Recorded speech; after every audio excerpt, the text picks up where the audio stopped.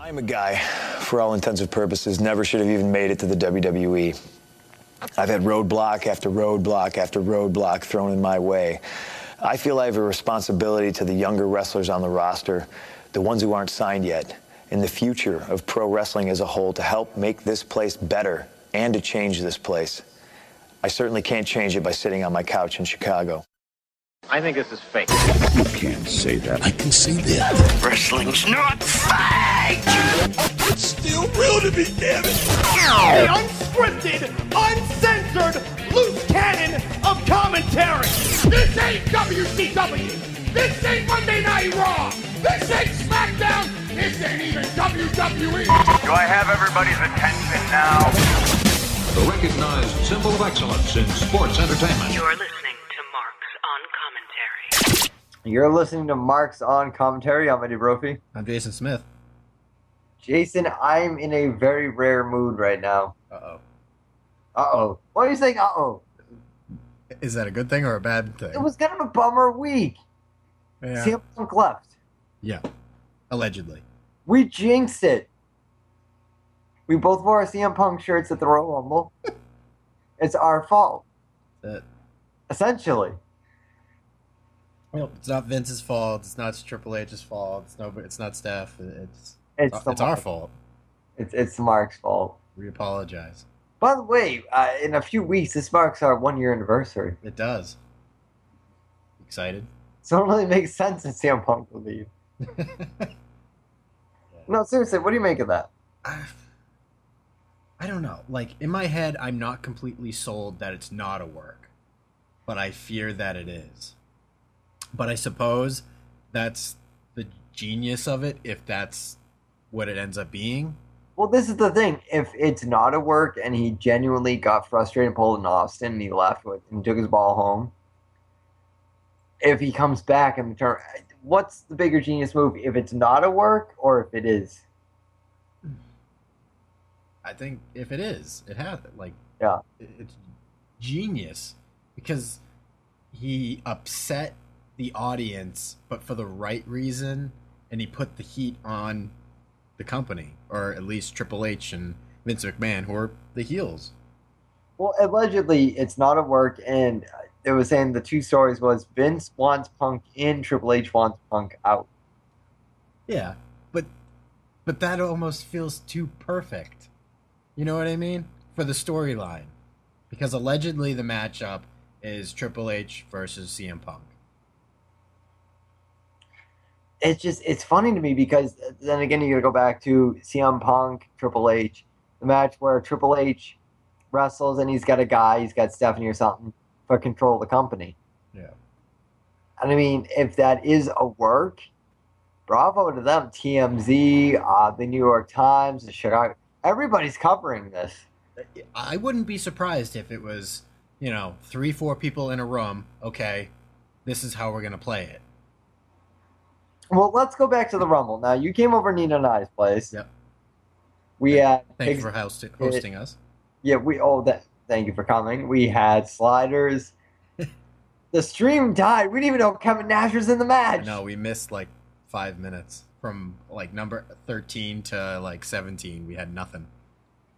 And both of your fiance and my girlfriend both agreed they're CM Punk guys. Mm-hmm.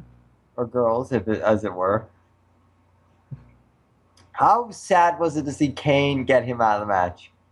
I was disappointed. I mean, in my head, I just keep going back to when Austin was in the '97 Rumble and got eliminated and then came back in, and I'm like, they have to call that rule into play. Kane can't do that. It's okay. CM Punk, he's not eliminated. But I don't know. A lot of our listeners are going to expect us to have strong opinions on Punk because we're Punk marks. Mm-hmm. Here's the thing. When Austin left was right around the time I started watching the program again. Yep. So if Punk's out, it doesn't necessarily mean we're not going to watch anymore. But I almost feel like it should. Yeah, it's funny you say that. I was thinking that myself. He was my guy. He is what reinvigorated me. You know what I mean? Because there was that lull where it was just fucking sick of Cena, and it's what do you have to look forward to? Like, I remember being like, well, I guess Miz, because it's new and different, but I don't really like him, but I'm sick of what they had. And it was like, this guy, you know, Punk was at the back of the roster. You can say what you will. There are a lot of people who were just like, that's CM Punk, and that's as best as he is gonna be in that company. Not that he wasn't a great performer, not that he wasn't a great character. It's just they weren't going to allow it to become anything more than that. But he dropped that pipe bomb, and he shed his skin, became something else. There's, CM Punk. You look back to like ECW, CM Punk. That's not the same guy as the guy that's on TV. Oh no, it's whole night and day compared to what he became as WWE champion. Yeah. Well, that brings me to the next point. We have I think this is gonna be a good show because you have CM Punk walking out. Yep. You have another mark on commentary, mark prognostication, which is Jake the Snake Roberts Hall of Fame. Yeah, I figured you would be marking up for that. Now, did you see Ultimate Warrior's tweet about that? I think I did. Where Jake the Snake did a radio show where he said, well, I guess they're only inducting assholes this year. And he since backtracked in his Twitter account and was basically gracious and, I'm happy being with the Warrior. And Warrior had said, I guess they're only inducting a-holes this year. Jake the Snake is the biggest a-hole I know. I'm the biggest. It's the year of the a-holes. Yeah. I love that because to me that's Warrior just kind of being like, you know what? Fuck it. Jake the Snake's right. I am an asshole. But so is he. Let's get the assholes in this year. Yeah. And in my mind, I think it's a situation where if you're going to be inducted, you know well in advance, but you don't necessarily know the other classmates. So in my mind, it was just like, well, here, hint, hint, they're only inducting assholes. Hint, hint, I'm the asshole they're going to induct next. Yeah. So that's how I took it, but I'm I sure. think it is Ultimate Warrior is just kind of like, fuck it, dude. I'm so happy as being the self-destruction of the Ultimate Warrior, but like you got two self-destruction characters in there. Yeah. Dude, that's awesome. Like to me, that's just when Jerry Lawler came out, I swore Andy Kaufman was going in. It still can happen. I wouldn't be surprised. You know what? It needs to happen. This is the year of the a-holes as fuck it, that's awesome. Yeah. That's so awesome to me because, Ultimate Warrior and Jake the Snake put on a good program together. Mm-hmm. I just think that it's so cool because all these years, like, we get a few 90s guys and then a few of the older. I think it's cool that we're going mostly 80s now. Yeah. Guys that need acknowledgement. Right. I will be stoked if we're like 3 for 3 and Paul Bearer goes in. I definitely see that happening. I don't see how it can. I mean, I'm actually really stoked for this, just because, again, Ultimate Warrior was just full of gusto. Man, DDP was in his prime. On his Twitter, he was just like, if Jake Roberts can go from this to that, why can't any of you? Yeah. That was cool. I thought that was really cool because that's, again, that appeals to the humanity in me as a wrestling fan, which is in your darkest hour, why can't you hit rock bottom and still not come out on top? Yeah. And to me, I'm still marked now. I still think Jake Roberts going in is like the coolest thing I've ever. Yeah. I'm with you, and I can't wait to see both of their speeches. Well, Warrior, and everyone's expecting it to be like incoherent and just like, that kind of Warrior. But Jake, it's gonna. It was like what I said with the Undertaker. The night that the Undertaker gets inducted, not a dry eye in the house. Yeah. Not a dry eye in the house because that guy has been just the touchstone for that company. Absolutely. I just feel like if this is the Jake the Snake and Ultimate, this is the year of redemption in terms of WWE Hall of Fame. Yeah. That would be I just wish you carried over to creative. The year's not over. Maybe it is. Maybe this is the best creative year ever. You know what I mean? Like, if Punk's walking out is somehow because I genuinely think that was like just a real, genuine, like, Punk's out. He took his ball and he went home. If they turn that around and it's a giant story, fuck it. I'm a WWE fan for life after that. Yeah. Well, I ranted like the morning of it because I was thinking for a long time, like, how could they do this and benefit Bryan and benefit Punk and everything like that. And I went, okay, we don't see Punk on TV, going forward. We get past Elimination Chamber. Bryan gets screwed out of the title once again. Next night on Raw, you have Daniel Bryan facing off with Triple H saying, I want my shot at the title at WrestleMania, or you can kick me off the show. You can never make me wrestle for the title again. I don't care. That's what I want. So the night right after, which is also the night of the WWE Network launch, you set up the match, Bryan, Triple H. Bryan wins, he goes to WrestleMania. Yeah. Somewhere during the point of the match, Punk comes in, costs Triple H the match. Bryan goes to the main event. And then you can have Punk do, the show's closing. Oh my God, what's going to happen? USA, it's time to go. You can click over to the WWE Network and find out like a whole bag of shit. That's not a bad idea. I think that would be amazing because that sets up you and Punk, and that sets up Bryan to be in the main event. You know what I love though is that in that interview I watched with Punk, with the MMA interview you sent me. Yeah, forget his name. I always pronounce. They mentioned that Hulk Hogan's supposed to induct Warrior. Yeah. And that's supposed to be the big secret. Like, we don't know that, the Hulk Hogan is re-signed with the company. There's got to be something there. Like, I don't think you should make Elimination Chamber like your go-to for, this match means this guy's going here. Like, the way the card was looking was Batista, Del Rio, the Elimination Chamber, Punk, Kane. Hogan's going to factor into all of this somehow. Yeah. Just a return, just a hello, hey, I'm going to be at WrestleMania. I don't know. I don't know what you do with Hogan. What do you do with Hogan, especially where Punk walks out? And, like, the big thing was like, oh, WWE stopped following Punk on Twitter. And why hasn't the company acknowledged that Punk has left yet?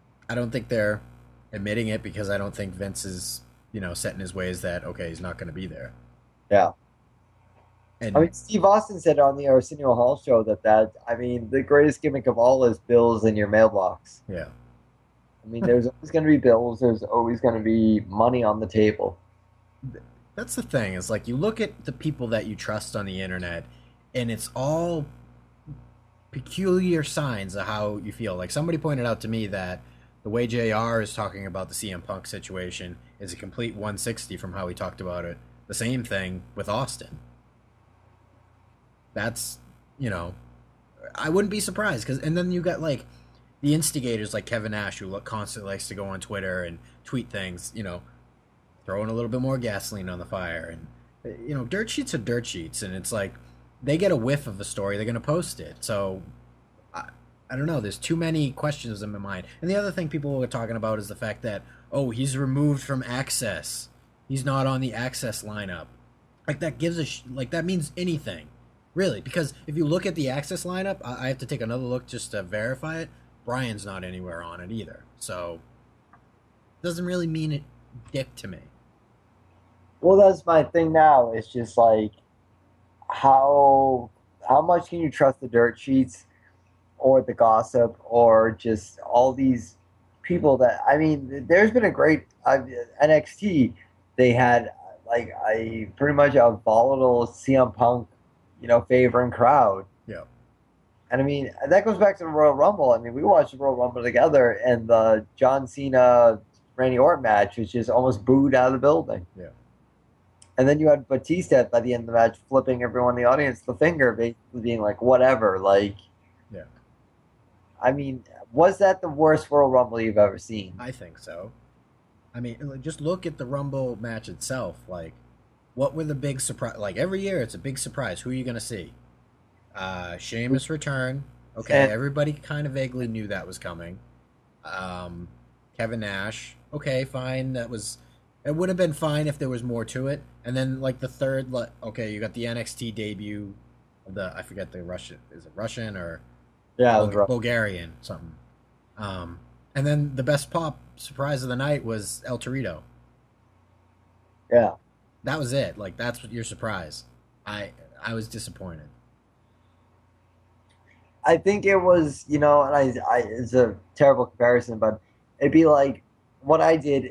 The VMAs were Diet Guns N' Roses did the end of the night performance. I think after that, people were just like, "Oh, I gotta watch the VMAs because you never know who's gonna show up." Yeah. And then every year, some mediocre name popped up, and it was like, "But you're not the Guns N' Roses performance we got in 2001." Yeah. I almost feel that way about the Rumble. Like the year that Booker T and Diesel returned, it will never live up to that expectation. Yeah.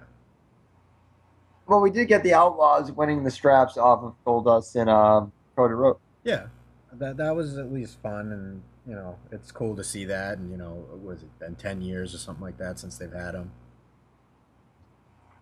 Well, now how do we feel about a steel cage match with them? I'm excited to see it. I think that'd be cool. I'm not gonna lie.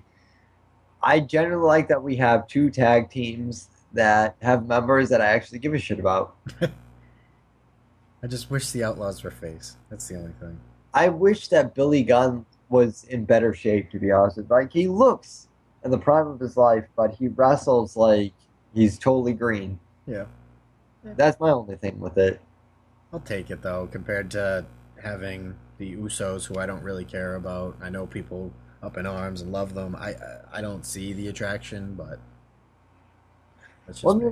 Let's talk about that for a second, because now you have the New Age Outlaws with the straps on them. The tag team at Mania, is it going to be Cody Rhodes and Goldust, or is it going to be a totally different tag team? What, to challenge for the titles? Yeah. I think you got a lot of tag teams now. You might want to do like a tag team turmoil thing. What do you mean, thinking in terms of WWE creative? Now, you're on creative. You're the reason why Punk walked out. Where do you think they're going to go with it?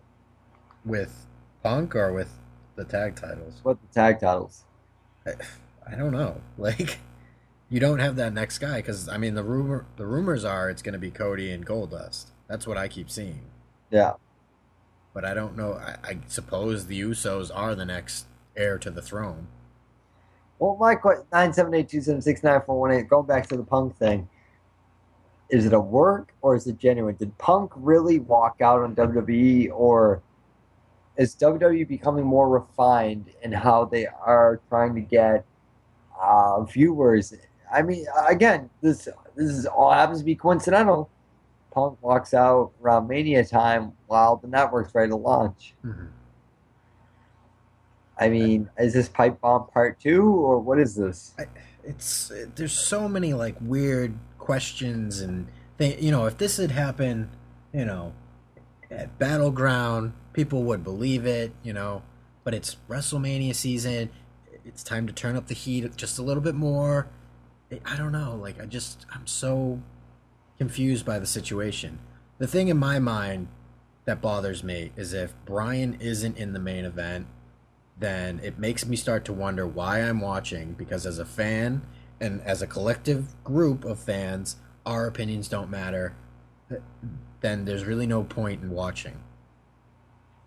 You know what I mean? I don't know if that's... Is that what Punk's saying by storming out? Is it that the WWE, conglomerate, do they not care about their fans enough to validate what our opinions are?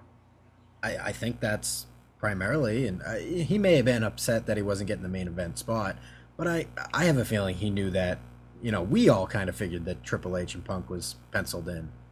So I don't know how he couldn't expect that. Now, in terms of what were your feelings tonight, I was there with you, but what were your genuine feelings when Batista won the Rumble? I was just disappointed that Bryan didn't get the chance to compete.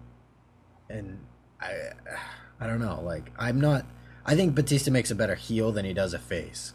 So.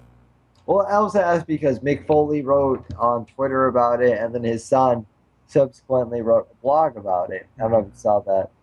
I know the son wrote something. I didn't get a chance to read it yet. Basically, the son was lambasting Triple H and the way the WWE company works as a whole. And basically stating that if it weren't for a guy like Mick Foley, a guy like Triple H never would have went over. Yeah. And basically, his emphasis was basically on the fact that my dad put Triple H over. And if it weren't for a guy like my dad, who looked like my dad and wrestled like my dad, Triple H wouldn't be who he is right now. Yeah, fair point. I think it's fair because Triple H, again, you go back to February of, 1999, was still the Generation X. It wasn't until WrestleMania 15 when he made that heel turn with China. Even then, it didn't guarantee anything. Yeah. I mean, when SummerSlam 99 came around, I was actually still shocked to see that Triple H was in a WWE or WWF title contendership. Yeah. Or contention, if it were. I think it's funny because, you watched the Triple H DVD. I don't know if you did. I'm pretty sure you did. Yeah. Where Triple H pointed out that Austin did not want to lose the strap to Triple H. He'd just soon lose it to Mick Foley. Yeah. I mean, what does that say about Triple H? I mean, again, you hear all these rumors about how he's egotistical, he's a megalomaniac, he puts over only guys he wants to. And then you got to think about, Triple H never put over by Austin, and Triple H wouldn't put over Austin 2002. I mean, getting more to the core of the man, I mean, is Triple H everything we say he is, or is he genuinely a good guy? I don't know, because it's so much of like your opinion is based on like the character of what you see on TV. Exactly. That's the hardest thing to figure out who the real guy is, and you go by, okay, his friends. What do his friends say? Okay, his friends are X-Pac, Kevin Nash, Shawn Michaels, and they all obviously, say the world about him, but they're your friends, and that's what. So, and then it's weird because like the people who aren't his friends tend to say the shittiest things about him. So, I don't know. Where's the gray area? Is there a gray area when it comes to Triple H? I think is a better question. Maybe. I mean, I'm sure, people only react to the negative shit too, so I'm sure there's positive stuff that we never hear about. I mean, I guess going into WrestleMania now is like we got Ultimate Warrior and Jake the Snake in the Hall of Fame. Mm-hmm. Again, how many more big names does it take to make a Hall of Fame significant? And if a Hall of Fame is significant, how significant can WrestleMania be? Wait, I'm sorry. You lost me on that question. Well, no, I'm just saying, like, typically, the Hall of Fame, in my mind, kind of reflects how good a Mania will be. Okay. So you got Ultimate Warrior, you got Jake the Snake. Those are two huge names that you never, ever, ever, ever thought would be in the Hall of Fame. Yeah. I feel like Mania should reflect how monumental those names going into the Hall of Fame should be. Yeah. So, I mean, in terms of Bryan at this, point in time not being a number one contender, it's basically, Batista Orton as far as we know as of right now. Mm-hmm. With no Punk and Daniel Bryan just kind of, meandering around. Probably will get Triple H if Punk doesn't come back. Oh, it's so fucks with my head that Punk's gone because I don't know genuinely one way or another if it's a work or if it's genuinely like Punk was like, fuck this, I'm out. In my mind, I'm like, if there's anybody on the entire roster that could pull something like this off, it's Punk. Yeah. So that's what gives me the hope.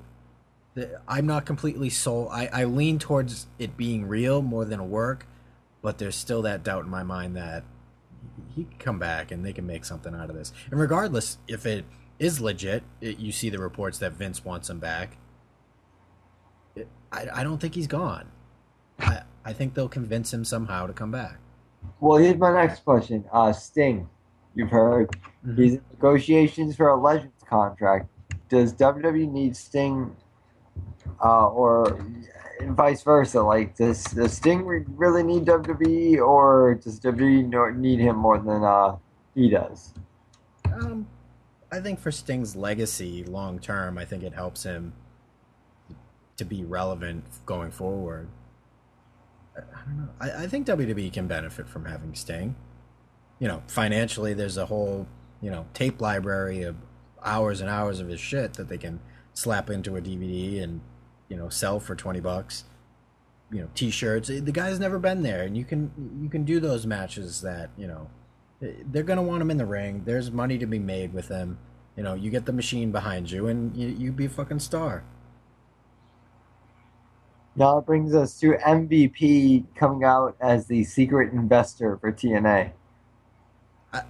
It's not a bad move in my mind. I don't know how you feel, but I kind of felt like he would have been better served in WWE. I mean, again, TNA to me is a product on its way out. true. They are retooling though. They got the American Wolves or whatever and MVP, and it's like, all right, they're trying. You know, those are the guys that went to NXT and Triple H didn't think much of. Okay, we'll grab and put them on TV. I mean, I hate that. You know, I've always joked that TNA slogan should be like, "We do it second."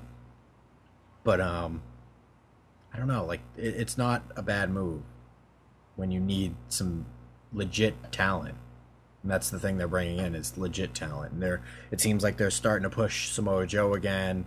They've kind of rid their roster of Hogan, and you know, Sting didn't fit there in that picture because he was the number one. But you bring him over to WWE, he can be a number 4, number 5. And you can hide him behind other things. Right. Did you, going back to the Punk thing or the whole internet up in arms, did you see the anonymous letter that a WWE wrestler put out? No, I didn't see it. I was just getting to that, but I didn't see it. Yeah, it was basically saying the internet needs to calm down and relax and enjoy the product for what it is. No name attached. Yeah. In my head, I'm like, who would that be? If this is a work, who could that be? And in my head, I go like, what if it's Batista? Because then you can have him play that tweener role if they do make it like a 3-way for the main event. I don't know. That's just me like thinking outside the box and thinking real things or fake things. I mean, again, wouldn't it make sense that someone like Batista, who's got so much heat on him right now, could be playing the role of peacemaker or mediator, of saying like, dude, it's just professional wrestling, calm down. Like, instead of really feeding into the negativity that's gone into his return and his role, when of just saying like, dude, it is what it is. Yeah. The letter came off a little snarky though, so in my mind, it's just like, I'm the star. Let me do my thing and get my time. Yeah. Well, I mean, how did you feel about that personally, of Batista coming back after so many years away from the ring and then winning the Rumble? It feels so obviously the wrong move. I think that's why the fans were that upset, which, you know, leads me back. Is this all part of a master plan? Something to get people outraged and be like, all right, I want to see Batista get his ass kicked. I want to see Orton get knocked down and Bryan win the title and Triple H needs to get punched in the face by Punk. That story is way more interesting than the story that they have on TV right now. I think that's where WWE keeps it interesting is, can they make CM Punk storming out at Monday Night Raw? Can they feed into that, kind of twist it, so that if they're able to give him like a lucrative contract re-signing, could they make it as interesting as that Money in the Bank match? Oh, hell yeah. I think people legitimately, you know, people don't account that the internet wrestling community is a big part of it. And it's like, CM Punk was top Twitter topic all day. What was it, Tuesday or Wednesday? Yeah. And it's like, motherfuckers, like, people know, like, you know, that's not easy to do. Like, Batista wasn't top trending topic all day. I don't know. Well, again, you have Batista win the Rumble on Sunday, and then by, you know, Thursday, Friday, Punk leaves the company. Mm-hmm. Is that methodical enough? You know what I mean? Like, they know how to work social networking. Like, they know how to work the channels. Mm-hmm. So, I mean, could they have just become more brilliant in terms of like, well, we got this network we're trying to launch. We have this big event. We could throw this. We could, you know, it almost felt like they just fed it to the different sites. Like TMZ, of all places, TMZ picked it up. Yeah, that's the weird thing. Where it's like, normally dirt sheets get a hold of this first.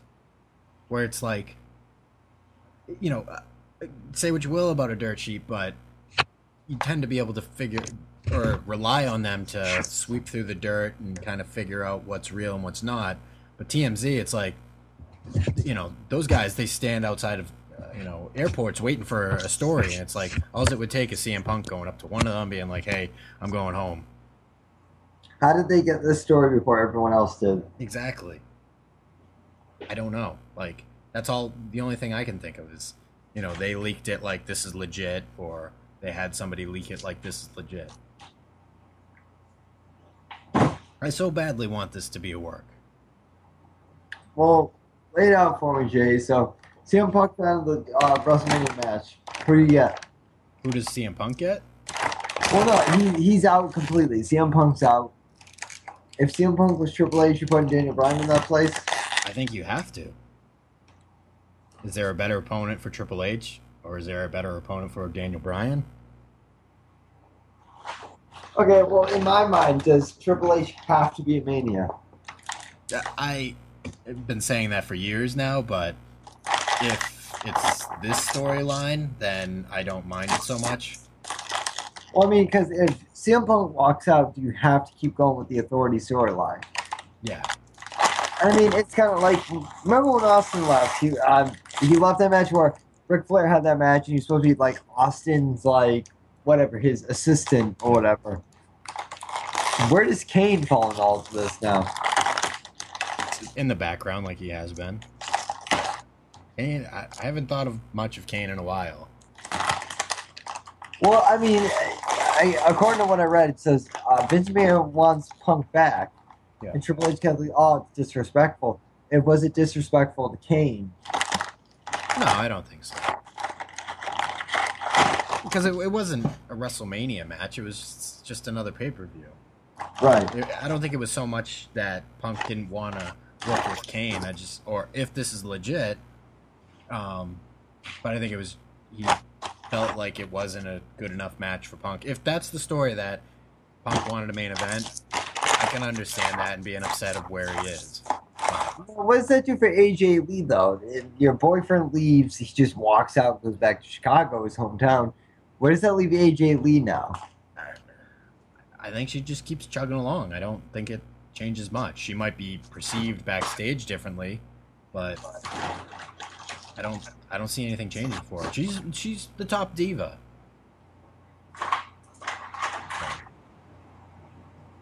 I think Eddie's getting a cookie.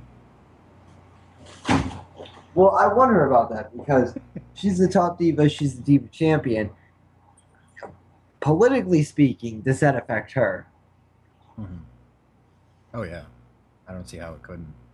I mean, so does that mean one the belt? Like, if there is like a Divas title championship match at the Elimination Chamber of WrestleMania, obviously AJ Lee doesn't walk out champion. Yeah. I think by WrestleMania she's got the belt off her anyways, but. No, that's true. It's getting up there and it's going to happen sooner or later. Well, I was actually thinking about this because she doesn't have much of a storyline going with her right now. It's basically she doesn't like the Total Divas. Right. So that's been the recurring storyline. So do you think she goes against Snuka's daughter? Possibly. Oh, did you have to reopen that case? What? Oh yeah, that's crazy. I mean, I hope Vince doesn't get in trouble himself. I don't know if you know this backstory behind it. I don't know. You're more my guy on that because I don't know a whole lot behind it. This is my understanding, and this is what I've got from bits and pieces, is that at some point, let's say late 70s, early 80s, Snuka had a girlfriend or a fiance or something like that. And she wound up dead the next morning, and the only witness was Snuka, and they brought Snuka into the police station, and allegedly Vince showed up with a suitcase, and, here's the money, here's, the Pulp Fiction gold case. Oh, Jesus. Did he have a date on his neck? And allegedly nothing was ever heard of again. Case closed, suffocation or something I don't know. whatever it was, Vince made it, allegedly made it go away. Of all the times now, why would they reopen that case now? I don't know. I think it was the surviving sister or something like that had been asking. And it finally got to the DEA or something like that. Again, you have all these things, and I'm not saying they're all connected, and I'm not saying, it's a giant conspiracy theory, but you have all these things reopening around WrestleMania season, or right around the WWE Network's launch. Mm-hmm. I mean, if you're a PR guy for this company, how would you play it all off? I don't know if you can play it off. If anything, if it does ever gets to Vince will step down and it'd be like Triple H and Steph are the, owners now. I think that's fair. You could probably say they're the owners, yeah. But I mean, if Vince would walk away and, I'm not the guy anymore.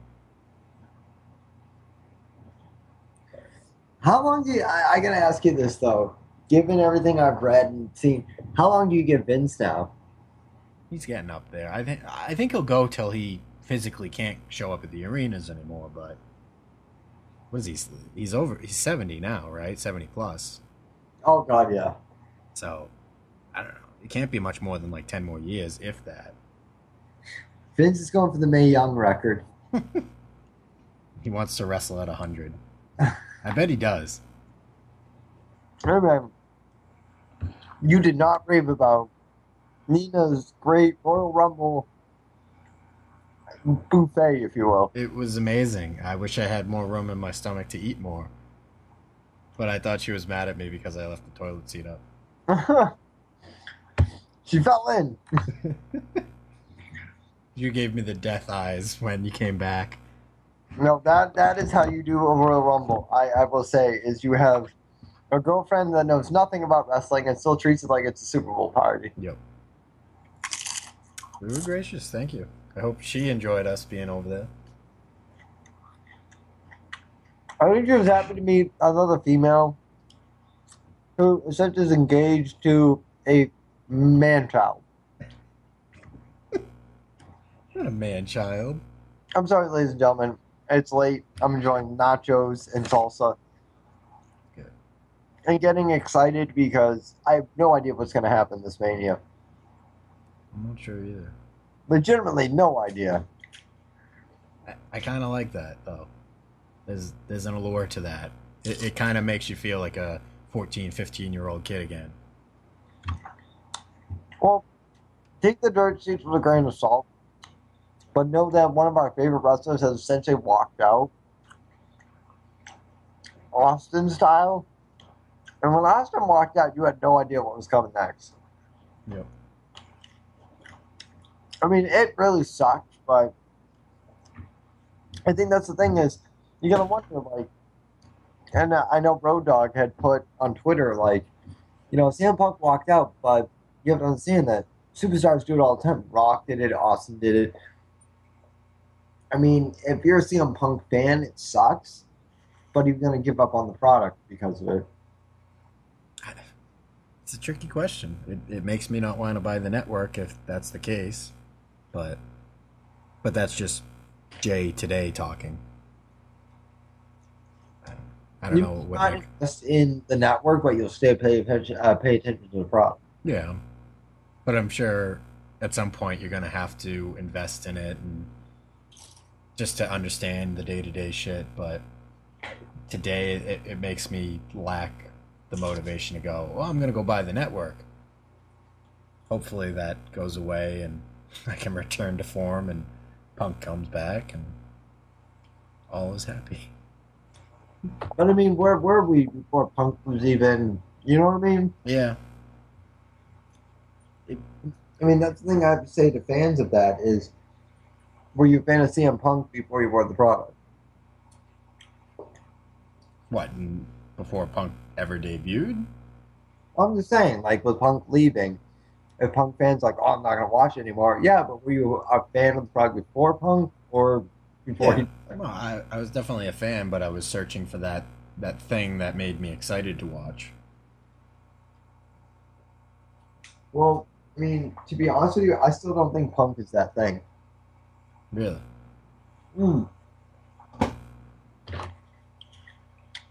I think he was the Bret Hart before the big thing happened.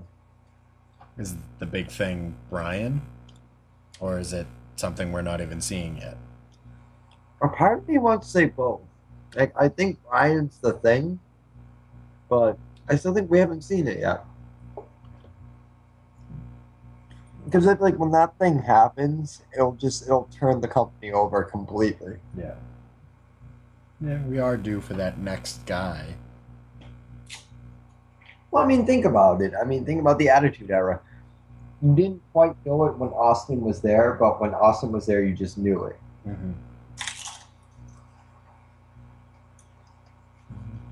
It is weird, and it kind of jumps between, you know, the ideal hero to the anti-hero to the ideal hero.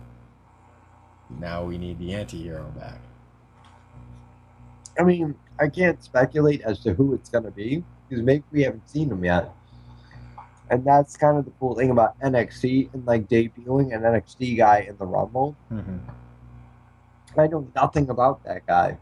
But now I'm genuinely kind of curious. Who is this guy? Exactly. So, I mean, I don't know. I guess 978-276-9418. I'm trying to speculate on a post-punk world. I don't know who my rallying guy is, but, you know, when certain people leave, I suppose I don't often know. Well, I mean, are you going to give up on the product completely because your guy isn't there anymore? I might be less enthused about it, but it would probably be a process, at least for me, being like, okay, it's continually sucked and sucked more over these past 2 years.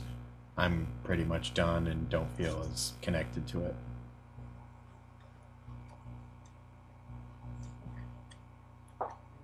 But does you being done with today's product still make you investor in the network? Because the network, you have full range of everything. Yeah. Maybe. That's such a hard question. Because it's the current product that makes me excited to go back and look at past things. But if I don't... I mean, is it though, like, do you not sit up on YouTube late at night and think, like, I want to see this match again? No, I do. But... I don't know. That's... No. You can do that for free right now versus $9.99 a month. Yeah. I don't know. It's one of those play it as I see it, and I'm not sure yet, but... I mean, I don't know. I've had this feeling for weeks that something was going on Punk because his matches were so lackluster. Yeah. You know? Yeah. I mean, going into Elimination Chamber, we know Sheamus, John Cena, Orton, Bryan, and I didn't see the Christian match. Is Christian in? Christian is in, and so is in Antonio Cesaro, which is a weird pick. So, yeah, so Cesaro... So that's pretty much the Elimination Chamber match in general. Yeah. I mean, out of all those guys, who do you see coming out the victor? I think it's Randy Orton. At this stage of the game, it really makes no sense to take the belt off of Orton.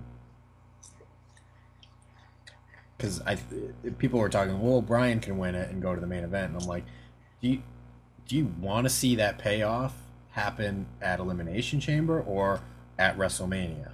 To me, the payoff is WrestleMania. Well, because if Bryan wins the title, he goes to face Batista and loses. Or maybe he has to be a face. I don't know. But then that raises question as well, where do you put Orton? And I feel like you've spent enough time and invested in it that he's the top heel right now, so you have to play it through and get what you can out of it. Well, just because we don't like Orton doesn't mean that they haven't put enough investment in him. Yeah. So again, I don't know. I mean, he is the number one heel in the company right now.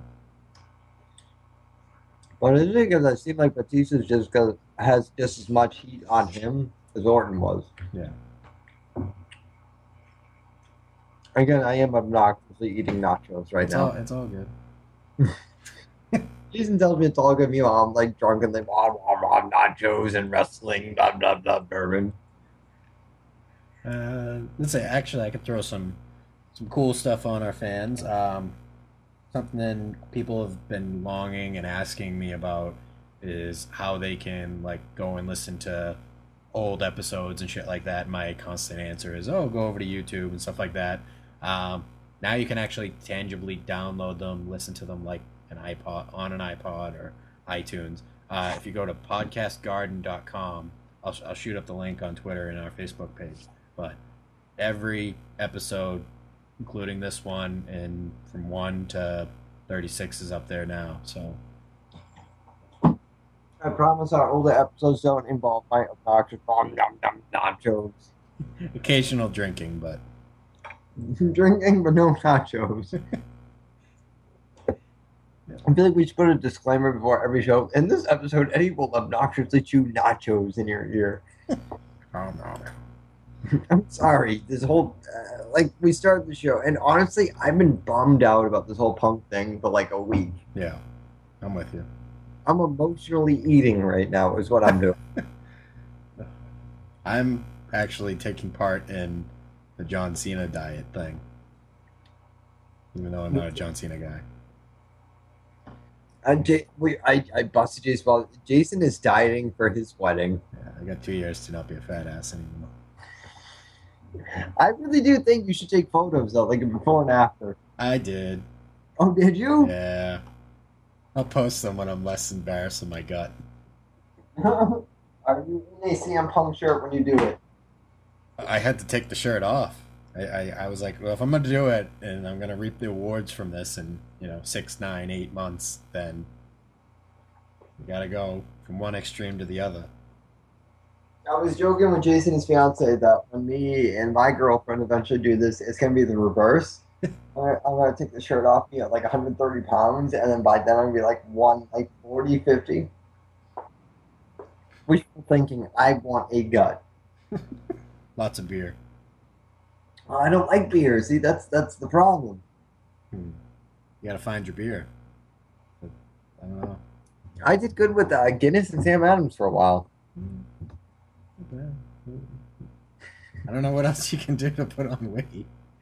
I'm sorry, I don't have this problem.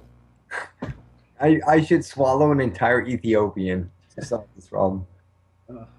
The diet's cool, but it's challenging too, because it's like you would think you'd be able to have fruit, and you can only have fruit like within a half hour working out, and that's the only time ever. Now, do you go to the gym and work out, or are you doing like Cena put up like a free 1 week trial thing, and it's a lot of like sit-ups and curls and jumping jacks bullshit. And I'm like, I can do this. You hated gym class as much as I do, and that's what the class was. Well, this is what it is, and the cool thing is you only have to do it twice a week for 20 minutes. But I'll probably do more because I want faster results. But mind you, if Jason wraps this episode up at like, here's what I'm doing to like lose weight, meanwhile I'm at home, nom nom nom nom, Tostitos, chili, blah blah blah blah blah. Awesome thing is, I can have chili on this thing. Jason wants some chili. He wants some salsa. I made chili. I made a big giant pot of chili. That's all I can have. That's probably what I'll be having at work for lunch for the next month. Jason can eat chili for the next month. Yeah. Well, the awesome part of this thing is that 1 day a week you can eat whatever the fuck you want. So. Here's me with my non-fit, awful, terrible, bad example. Just pick up smoking for like a year. Oh. And you'll lose the weight. You won't be able to run and breathe, but you'll lose the weight. Just like that. So, I'm going to sit on the Lindsay Lohan diet. Put a toothbrush down my throat. I'm going to put a cigarette attached to a toothbrush down your throat. So you get the sweet tobacco and bulimia. This is a really offensive show. I'm sorry. They stopped listening already. They stopped listening after we ran about CM Punk for almost an hour. Yeah, it's a work. Well, 978-276-9418. I don't even know what to ask. Like, are you a CM Punk fan or not? Because if you're not, fuck you. Yeah, is it a work? Is it legit? Are we morons for thinking it's a work? Are we morons for believing it's real? I don't know. I think that's the cool thing about this product right now. Is it real or is it a work? I think it's like the big, like, oh shit. To me, that's the next evolution of the product. You just never know. Yeah. Just make the fans question everything. That's what pro wrestling is, isn't it? I would think so. I would hope to think so in 2014 with the internet. Like, question everything. Like, the internet makes it so easy for you to just go click, click. Oh, it's fake. But this you can't. They've went to all. Well, let me click to this site. Well, this site's telling me it's real. Then it's real. And that's all we have to go off of. 978-276-9418. Elimination Chamber predictions. Is the CM Punk thing a work? Is it, is it genuine? More importantly, who's the next one to get into the WWE Hall of Fame 2014 class? I still think it's Andy Kaufman. I think it's always been Andy Kaufman and Paul Bearer. That's just me. But we are Marks on Commentary. I'm Eddie Brophy. I'm Jason Smith. We'll talk to you next time.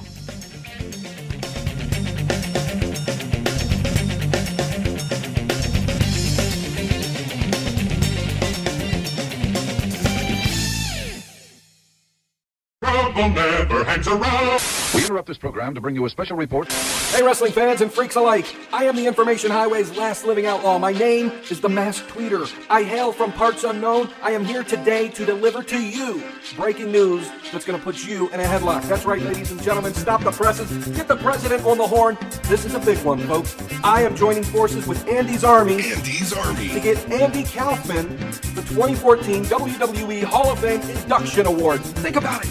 You, me, the rest of Andy's Army. Together we can collaborate and make this happen, folks. I don't have to tell you, how cool would it be to play a small part in getting the legendary comedian Andy Kaufman inducted into the WWE Hall of Fame Class of 2014. Wherever you visit online, I want you to hashtag AK4WWEHOF 2014. Let me say it again. Hashtag AK4WWEHOF 2014. Wherever you go, Facebook, Twitter, I want you to hashtag it. I want you to tell your friends. I want you to tell your family. I want you to stop people on the street, people you don't even know. And I want you to say, hey, let's put Andy Kaufman in the WWE Hall of Fame Class of 2014. I know you can do it. Remember, hashtag AK4WWEHOF 2014. And don't forget to visit me on Twitter at MaskTweeterX.